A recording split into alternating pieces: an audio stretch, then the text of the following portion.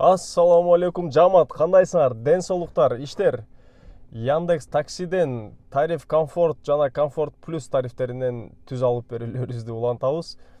Бүгүн 19-унан 20 мартка караган түн иштедим. Азыр саат 5тен өтүп калды, 5ке чейин иштедим. Саат түнкү 11де чыгып, эртең мененки 5ке чейин иштедим. Анан азыр заряд аз калып, зарядка келдим. Зарядтап коюп, анан үйгө барам. Үйгө барып, жуунуп, таранып, айт намазга чыгабыз буюрса. Баарыңардын бүгүнкү айт майрамыңыздар менен чын жүрөктөн куттуктайм. Аллах таалам баарыңардын туткан орозоңорду, кылган ибадаттарыңарды кабыл кылып, баарыбыздын күнөөлөрүбүздү кечирген болсун. Азыр мен зарядта отурам машинаны. Зарядтап отурганча силерге 1-2 тема жөнүндө сүйлөшөйүн деп чечтим.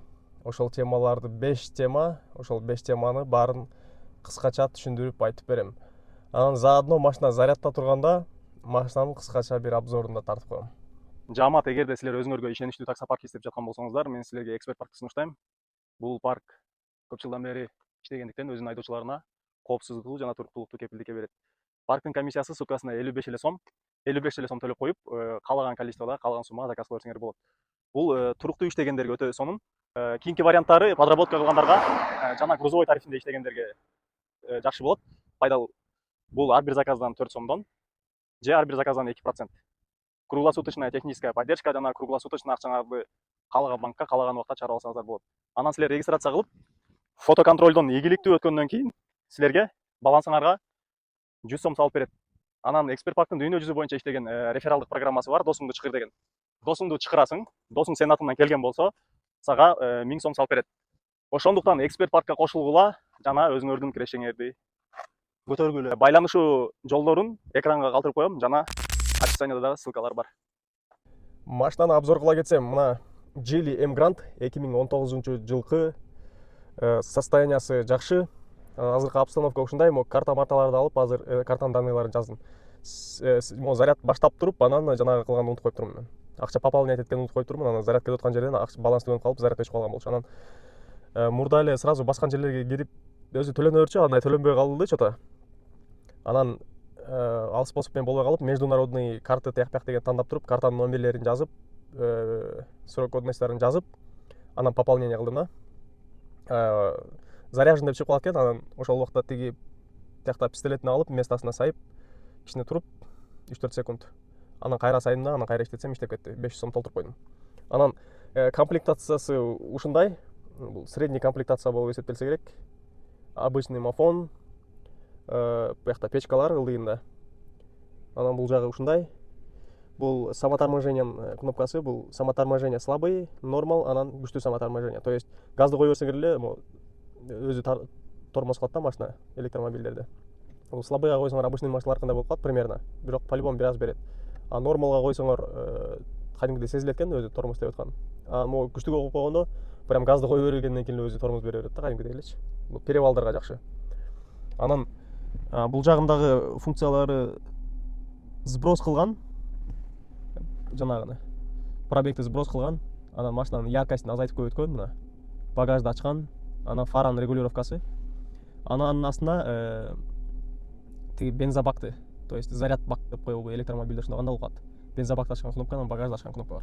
А бул жакта регулировка зеркал, эшик блокировкалары, айнек блокировкалары, ушундай полный электропакет. Анан машина мага жакты аябай. Уже бир жумадан өтүп калды, айдап жүргөнүмө бир жума болуп калды. Машина жакты, жумшак экен аябай. Айдаганга приятный. Чарчабайт кезиңде бул менен иштесеңчи, вообще чарчаган жокмун азыр. Канчалаган заказдарды кылып салдым 8 сааттын ичинде. 8 саат эмес, 11ден 5ке чейин. 6 сааттын ичинде. Бирок чарчаган жокмун, көп эле заказ кылдым. Анан мунун полиги мондай. Сплошной кеткен до конца. Удобный экен да бир жагынан. Тети ковролиндер деле кир болуп кеткен. Ушул бойдон алып чыгып туруп эле силикон жууп коет экенсиң. Переднийлер деле ошондой, борттор менен поликтер. Анан бардачогу мына өтө деле чоң эмес, бирок нормально жетет. Анан бул жактагы подлокотник кичинекей. Ушул подлокотникте USB AUX-тар ушул жакта, зарядкасы да ушул жакта. Анан бул жакта бир USB зарядка бар.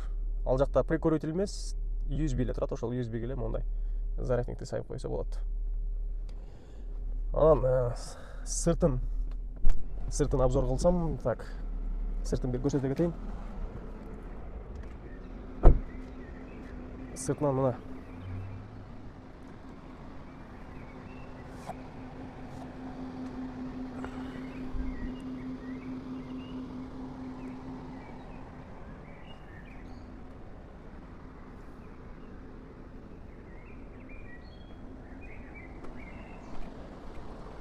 Так, мына арты ушундай көрүнөт.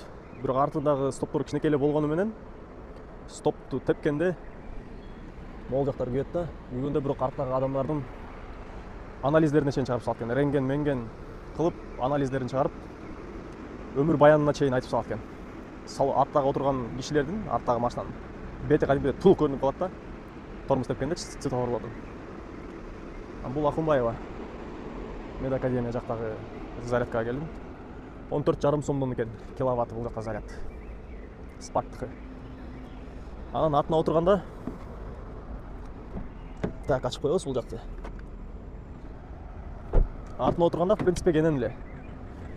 Е2-ларга караганда кененирээк болот экен да булар. Азыр сиденьям чалкалап турат, чалкалап жаткырып койгон. Ошондо деле менин бутум мына тийбейт да, тизем. Бул сиденьяны чалкалап койгондо деле тизем тийбейт. Менин боюм 1,80. Бул сиденьяны тиги астына жылдырып койгон, бирок анда деле да канча жылдырган эмесмин.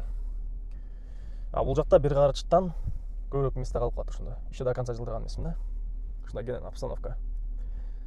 Анан простой комплектацияларында ортосунда свет жок болот экен. Меникинде бул жакта бар свет. Только могул шататься этип турат да, бир аз ушун бирдемке кылыш керек. Анан көрүнүшү мына артыңкы салондон. Азыр эми жанагы 5 суроого өтөбүз, отуруп шашпай. Анан жанагы 5 суроого келсек, баарын бир сыйра окуп берейин, анан бир четтен жооп бере баштайм. Эң биринчиси, канча иштесе болот таксиде? Бир күндө канча иштесе болот деген суроо аябай көп келет. Мен ушул жөнүндө видео тартам да, бир күндө канча иштесе болот, кандай иштеш керек, ошол жөнүндө тартам видео. Тарткандан кийин бирок комментарийден кайра эле ошол суроолор келет да, бир күндө канча иштесе болот деп. Мен эмне эшек такалап видео тартып, ошол видеолорду киргизип көрсөтүп атамбы? Видеодон айтып атам, монча саат иштедим бүгүн, монча чыкты деп жана приложение прям көрсөтүп берип, ошондо иштесеңер болот да. То есть анда деле эксперт. Мен экспертмин, эксперт болуп, анан приоритетиңер, рейтингиңер примерно меникиндей болгон болсо, ошондо иштесеңер болот. А так новичоктор андан азыраак иштейт. Үйрөнгөнгө чейин кичине кыйналып. Кыскача жооп бергенде канча иштесе болот дегенге. Именно мен өзүмдүн случаямды айтып коеюн, башка бирөө үчүн айта албайм. Себеби ар ким ар кандай иштейт, кээ биркилер жалкоо болот, кээ биркилер жакшы иштейт. Действительно, андайларды көп билем да, жалкоолорду деле, жакшы иштегендерди деле көп билем, ар кандай иштердичи, коллегалардан. Анан ошондо эгерде силер жалкоолоонун бою жакшылап иштеген болсоңор, тынбай иштесеңер, анан приоритетиңер примерно меникиндей болсо, рейтингиңер да примерно меникиндей болсо, кышында 350 сомдон 400 сомго чейин иштесеңер болот в среднем. Анан сезондо 400 сомдон баштап саатына 600-800 сомго чейин иштесеңер болот. Анан кийинки суроо. Кандай тактика менен иштеш керек? Тактика менен мен көбүнчө жанагылам, азыр район пайда болгондон кийин тактикалар да бир аз өзгөрүп кетти. Ошол район менен айкалыштырыш керек болот да тактикаларды. Мен именно түнү иштейм көбүнчө. Түнү иштегенде кандай иштейм? Центрде иштейм, центрден алыс кетпей. 5 эле районду коем, жана силер өзүңөр көрүп жүргөн 5 районду центрдагы. 5 районду коем, центрдин ичинен коэффициенттен алыс кетпей эле иштеп жүрөм. То есть жакшы да, мисалы үчүн 7% ошол 5 районго 7% кошумча бересиң, бирок кошумча бергениң менен коэффициенттен алыс кетпей эле кийинки заказды деле бата аласың, кийинки заказды деле жакшы жирный коэффициент менен аласың. Ошондо 7% лишний бересиң, бергениң менен зато обычный район жок иштегенге караганда саатына где-то 100 сом, плюс-минус 100 сомдой көбүрөөк табасың. Ишенбесеңер өзүңөр тестировать этип көргүлө. Мен буну бир эмес толтура жолу тестировать этип көргөм. Түнү ушундай 5 район тандалып, центрде иштеген жакшы. Анан түнү коэффициент өчүп калат кээде. Өчүп калганда полный райондорду кошуп алсаңар болот, быточкасы көрүнүш үчүнчү. А так золото, платина болсоңор, районду полностью өчүрүп коюп иштесеңер болот. Жана коэффициент өчүп кеткенде. Себеби силерге и так эле көрүнөт да жанагысы, быточкасы. Анан күндүз иштегендердин тактикасы болушунча шаардын ортосуна келбей иштегенге аракет кылыш керек да. Например, четке чыгып кетесиң, бирок по-любому келип каласың, келгенде бир аз коэффициентке түшүп туруп, кайсыл жагында коэффициент жакын болсо, анан ошол жактан заказ алганга аракет кылыш керек. Анан кечки коэффициентте пробка аябай жестко болот, пробкага түшпөй иштеш керек кечки час пикте. Ошого аракет кылыш керек да, бирок по-любому түшөсүң пробкага. Ошондуктан мага күндүзгү жумуш жакпайт. Түнү иштеген жак. Түнкү коэффициент настоящий коэффициент да. Например, кечки час пикте коэффициентте бир заказ аласың, жакшы коэффициент менен, бирок пробкада туруп эле ошого жараша эле коэффициент болот да. А түнкү коэффициент настоящий, например, 160 менен алдың, 200 менен алдың, батарея жеткирип коесуң. күндүзгү кечки коэффициентти ошондой коэффициент менен аласың, бирок жолго толтура убактын кетирип коесуң да. Лишний кетирген убактың ошо менен эле расчет болуп калат, мындайча айтканда. Анан эмнеге район үчүнчү суроо. Азыр Яндекс комиссиясын ошол район аркылуу көбөйттү. Райондун бир жагы жакшы, мисалы үчүн кереги тийгендерге жакшы эле кереги тиет. То есть башка райондорго баргысы келбегендерге. Плюс комиссияны техничный көбөйткөндүн бир жолу. Анан район менен иштебесеңер, азыр көп элдер район менен иштейт экен, мен көп тестировать этип көрдүм. Район менен иштебесең 1 саат, жарым саат заказ күтүп отура бересиң. Район менен иштегендер заказдарды ошолорго берет в основном заказдарды Яндекс, кыскача айтканда. Анан өтө гибкий болуп иштеш керек болуп калды. Азыр районду күйгүзөсүң, өчүрөсүң, көбүрөөк район кошосуң, азыраак район кошосуң, коэффициентти карайсың, ошентип өтө гибко иштеш керек. Жөн эле линияга выйти на линию кылып туруп эле мындай ойду келди иштеген болсоң, жумуш деле, акчасы деле ойду келди болот. Ошон үчүн башты подключать этип иштеш керек да. Анан лицензия азыр влиять этип атабы заказдарга деген суроолор деле бар. Жана себеби акыркы время күйүп калбадыбы, жана үстүндө баягы болчу, кандай болуп, сары болуп күйүп калбадыбы? Влияет на заказы деп, подтвердите лицензию деп. Азырынча влиять этпей эле, эч кандай влияние жок, коркпой эле койгула. Себеби башында лицензия закон кирет деген учурда деле ошондой чыгып жүргөн. Кийин кайра жоголуп кетип, азыр кайра пайда болуп калды, жана экрандын үстүндө сары болупчу. Влиять эткен жок, себеби мага тынбай эле заказ келип атат, түнү менен эле тынбай эле заказдарды кылып атам күнүгө. Бирок лицензияны алып койгула. Алып койсоңор жакшы. Кийин жанагы убактысы келип калганда ызычууда, өчүрүктө турбай, эртерээк бүтүрө бериш керек да, колдон келишинче. Анан 5-чи акыркы суроо. Баары бирдей иштешеби же ар ким ар кандайбы? То есть адамдар суроо берип калат, монча саатта канча сом иштесем болот, саат мончадан мончага чейин иштесем канча сом иштесем болот деп айтат. Бул суроого бир мындай жооп жок. Себеби баягы айтып кеткендей эле ар ким ар кандай иштейт. Бирөө жалкоо, бирөө жалкоо эмес. Бирөө элдер менен жакшы мамиле кыла алат, бирөө жакшы мамиле кыла албайт дегендей. Бирөө жакшы чаевой алат, бирөө жаман алат, бирөө бир жумадан кийин рейтинги аябай түшүп кетет, заказдар слабый болуп калат, приоритети түшүп кетет, самолетторду иштеткенди билбейт. Ошон үчүн бул жакта да тонкостьтар өтө көп да. Азыркы Яндекс өтө кыйын.